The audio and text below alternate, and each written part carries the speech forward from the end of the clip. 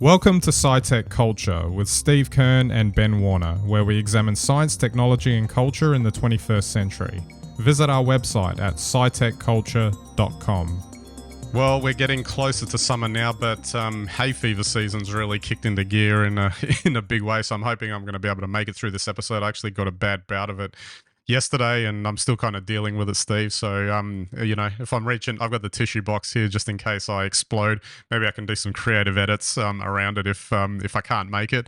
But it's just a pain. Like, I actually thought I was over it because I haven't had it for several years now. But we'll get into the sort of the river flooding topic and how that applies it to this in a minute. But this year is like kind of been one of the worst in, I don't know, decades or something. I think the long winter has certainly played a lot into that. Yeah, and that's kind of where we want to start the discussion today about the fact that Australia's been experiencing, a torrent of rain across multiple states, which has, gone into a lot of flash flooding and repeatedly. I think that's the thing that I think it might be shocking people that the same areas are getting hit multiple times, and obviously New South Wales is probably copped the brunt of that in rural areas. But there's also been some shocking. Well, I guess you would call it shocking because it's like been decades and decades since any of this has happened. But Maribyrnong, the suburb here in Victoria, in Melbourne, effectively in a city suburb, was got hit quite badly. And so anyone that's sort of familiar with the Melbourne Cup, it's effectively the race course is located right next to that suburb. We won't get into the political discussion around that the owners of the race course were a bit under the spotlight about building a flood wall right around the race course, which might have actually exacerbated all of the flood damage to the nearby houses. That's a whole topic for another time. But it does kind of highlight, climate change and whatnot, that this is an example of, it's consistently getting worse and worse. So to tie it in with the hay fever thing, then you've got residual consequences that happen. So there was so much rain, so much, spread of, whatever you want to call it, nutrients, whatever, across everywhere. The thing dries up, and then, all the pollen goes out into the air, and it's twice as bad as what it normally is. And then, there are other things like, flooding increases the capacity for insects breeding. There's a problem with, excess mosquitoes now that are coming out from everywhere. Which, not to say it's like a plague of pestilence or whatever, but it's kind of got a feeling. I saw some interesting images on the news the other day about these swarms of mosquitoes that are popping up everywhere. And it's quite disturbing, really. But it kind of, it's knocking on the door of real world examples of what people have been talking about for decades with this whole climate change thing. That makes it a bit more real and tangible.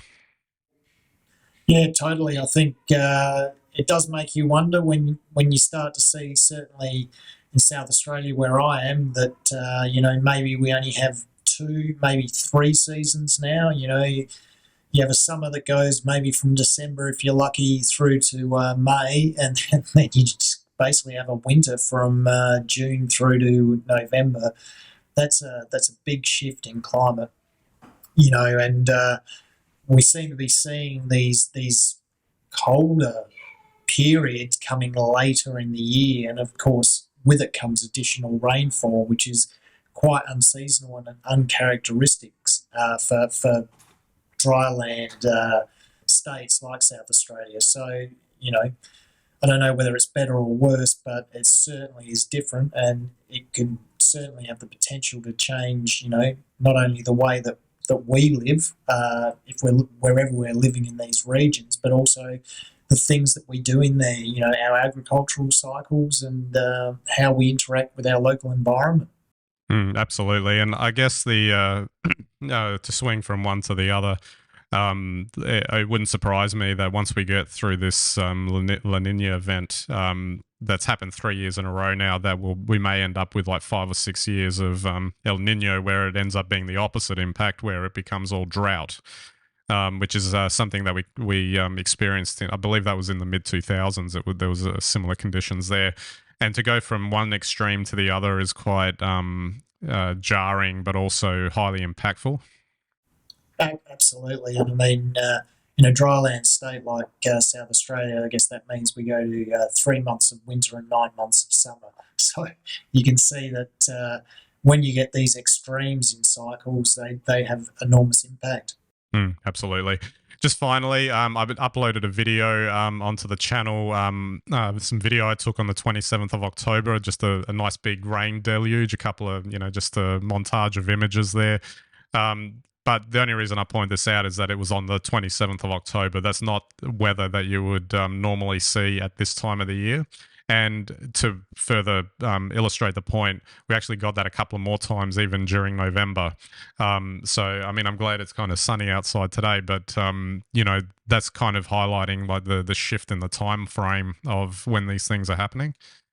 Yeah, look, absolutely. And I'll slightly go off on a tangent here, but I was just amazed looking at those shots, thinking that they were shot on a phone. I mean, that was impressive stuff. So not only is it significant that we're having that sort of rain at this sort of time of year, but wow, that you can capture it and show it and share it like that was I thought, that's SciTech culture.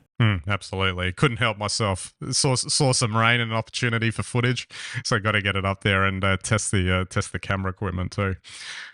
All right, we'll move on to our next topic, and this was the Lex Friedman podcast. He does a lot of chats with various different people, but I picked out this one short clip of his out of a recent episode where he's talking about being attacked online, and I thought the discussion was interesting only from the point of view that he seemed to be, I don't know if struggle is the right word, but he seemed to be having an issue with the fact that he wants to be able to reach out and interact with people online and find the positive aspect of doing that interaction. And yet, if you try to do that online, as we know, there's a lot of negativity that can be flung straight back at you in the form of just being, direct attacks online that don't come from anywhere. And I believe his guest even pointed out, have any of these people done it to your face? Which is the majority of them are not. We've spoken about that before, but I also wonder if it ever gets to a point where if people feel emboldened to attack others online with bad comments or whatever, that they might just feel emboldened enough to do it in person now, because it's sort of rewiring the brain for the nature of the interaction going forward. There's something to be said for, someone wouldn't have the guts to do it to your face. But I wonder if there's a disturbing underbelly of it that maybe there might be some people that won't be too concerned about that. Yeah, it's interesting you say that. I think, the most interesting thing I've seen is actually the reverse of what you're saying, which is where I've seen interviews of people, who have claimed to suffered real world attacks after having said something to someone online that was less than complimentary. And like suddenly when it becomes, somebody taking out some sort of injunction or litigating against something that you've published online, suddenly you're like, well, didn't mean it like that, or they're bullying me now, and that's kind of the reverse. But I think at the same time, anything goes. Thankfully, as I keep on saying, I'm not on social media, so I don't have to deal with the world. But I thought what Lex said that was most interesting, and is something that everybody knows about social media, is you live in an echo chamber, and you hear and you either end up believing what you're hearing or you react viscerally against what you're hearing.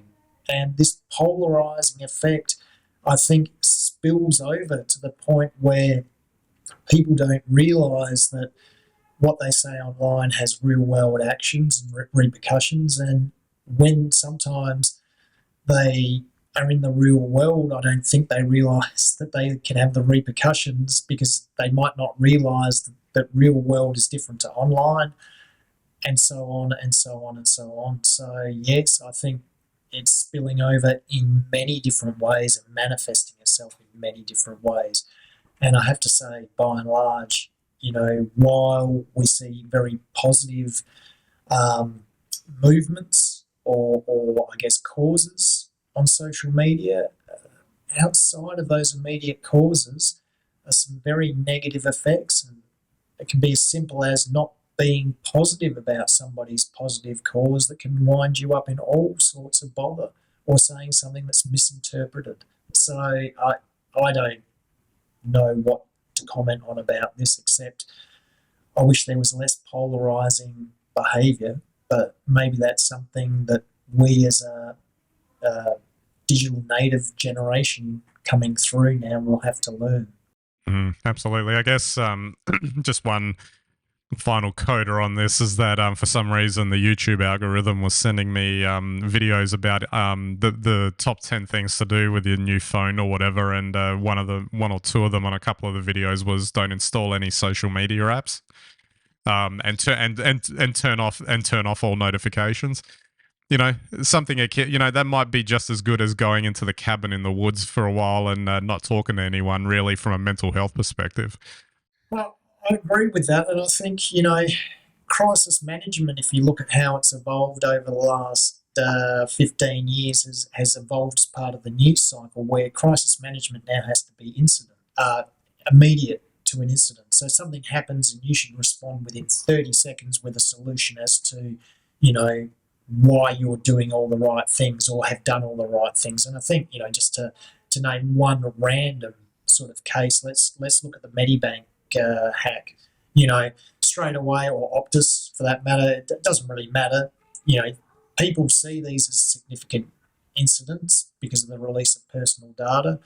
The truth is that maybe it's not that big an issue anyway, because they've got all your loyalty card details somewhere that they've sold on the black market to a third party. So what does it matter? Facebook's been doing it for years. So I'll just get that off my chest. But, the point is that, these companies now have to respond, and they have to, at the same time as apologising, they have to reassure, and they have to give us some, correct dialogue around what the future holds. Don't worry about your finances, and we're working with the banks, and and the thing is sure, it's important, that as a customer or someone who's been hacked, you have some sort of contact from the company immediately.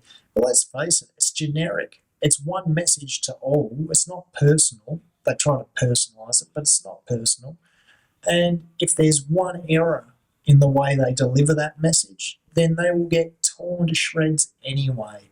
It'd be nice to think you could have 12 hours to think through it and then come back the next day and say, listen, everyone, this is the situation, etc., etc. But people will attack anything in that statement that, there's going to be a delay around something, or, you didn't mention someone, didn't mention the vulnerable that you're going to go out of your way to protect, etc., etc. And I think while we should have an expectation of our corporations to be considerate and to really look after us and our data, you also have to be realistic about what they can achieve as corporations. That's not to let them off the hook, but there's no point in getting hysterical about it. Well, they are just people. The corporations are just made up of people trying to make decisions just like everyone else, really. Most of the time, yeah. Absolutely. Some corporations are just made up of bots, but that's another story altogether, isn't it? Yep, absolutely. Absolutely. All right, we might round this off with a nice feel-good nostalgia trip. Steven Spielberg's popped up again. He's saying he's waited 60 years to tell basically his life story in fictionalized form. The upcoming film, The Fabelmans, which I believe is going to be released next year, or I'm not sure exactly when, or maybe later around the Christmas time period. It wasn't clear on that, but it's coming up soon. And for me, it's it was kind of a nostalgia thing, because having grown up on his films through the 80s and 90s, he was it in terms of filmmaking. And essentially, if his name was on the film, you were going to go see it, regardless of what it was about, because you knew because it was coming from him, it was worth checking out. And I think, with the exception of maybe one or two films, he didn't disappoint in that respect. And the thing that kind of struck me about this is that you kind of I think the film will be interesting to watch from a sort of film buff historian point of view, because a lot of the, like, you can there's a whole bunch of biographies and even watching interviews with him where he's talked about experiences from his childhood or teen years or his early filmmaking career, but then to actually sort of see it pulled together into a dramatized, succinct form in the form of a film is going to be quite interesting to watch, even though like, I'm pretty sure both of us are going to be familiar with a lot of the content in the film, but seeing it presented in a way that is also from his point of view. So you're getting, I guess, as much unvarnished treatment of it as possible. It'll be a really interesting experience, I think. Well, it's a Spielberg film, as you said. I can't imagine it'll be anything other than excellent. I mean, he's a great storyteller, and I really enjoyed the trailer, actually. Considering that, it is what it is, and I guess it doesn't sound like a truly remarkable story. I'm sure we're all interested because it's Spielberg, but I bet you the film is excellent. And I think on that level, that is the draw card.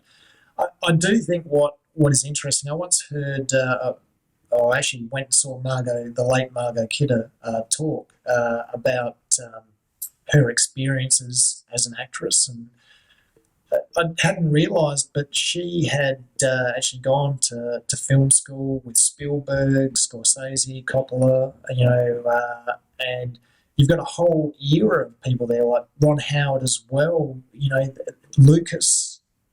They're all the same era as Spielberg. There's a few years between some of them, but they all came through roughly at the same time. They've all been trained classically in the same sort of filmmaking ways, and you look at that catalogue from any of those people, and even the actors of those times, and you look at the films that they're in, they're all classic films from what I think in the late 60s, early 70s, right through the 70s. It'd be a classic era of Hollywood. So you can only imagine that if that's what the Fabelman is about, those people, it will be about Spielberg, but it'll be about all of that generation who came through and I think went on to become the greatest filmmakers of Hollywood. It's going to have to be a great film. Absolutely. And I thought it was telling that one of the selling points of the trailer was the sequence where he's crashing the two trains together. That infamous story that was, like, I don't know, his first attempt at staging, a scene. So it was just interesting to see the trailer punctuated with a lot of those sort of hallmarks that he's known for as well. So it'll be interesting to check out. I think you'll get an insight into filmmaking that's very much of that era, but I don't think they make films like that anymore, and certainly not of that quality. Absolutely. All right, Steve. Well, I managed to make it through the episode without exploding from hay fever symptoms galore. I'll probably have to hit the tissues in a minute, but good to catch up, and hopefully the weather conditions improve over the next little while. Let's hope so. Yeah, absolutely. All right, so don't forget to check out our website, SciTechCulture.com. You can get all of our links and content there. You can subscribe to our YouTube and Vimeo channels, our RSS feeds, and watch us on any and all of your devices. And we greatly appreciate your visits to our website. All right, so that's it for this episode. We'll catch you next time.